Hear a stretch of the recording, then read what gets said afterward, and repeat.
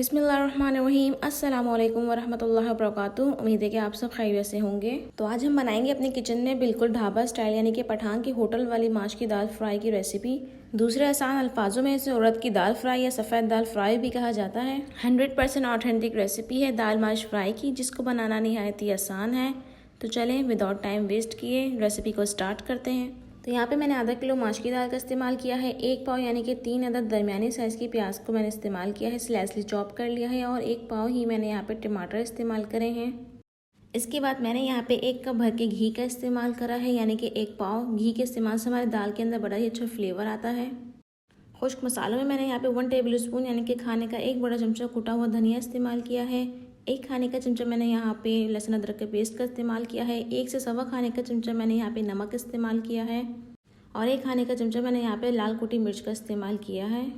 ज़्यादा मसाले इस दाल में इस्तेमाल नहीं होते हैं, मगर इन मसालों को इस्तेमाल करने का एक तरतीब है इस दाल की रेसिपी को बनाने के लिए।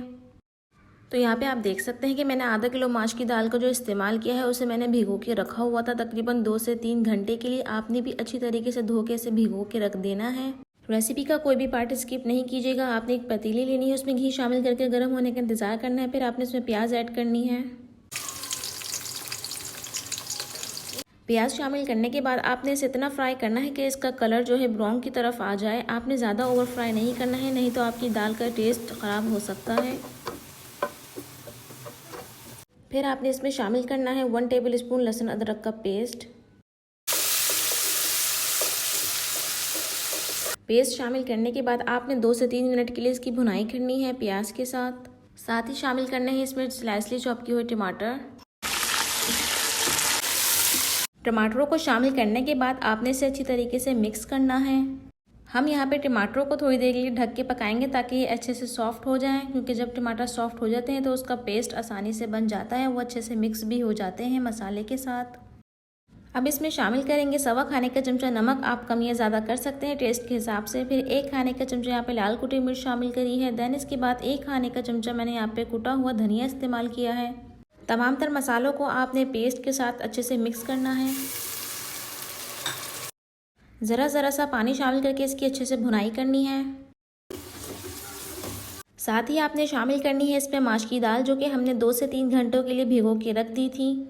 यहाँ पे दाल शामिल करने के बाद आपने मीडियम फ्लेम पे इसकी भुनाई करनी है। और जब तक भुनाई करनी है जब तक घी इसका अलग ना हो जाए दाल में से।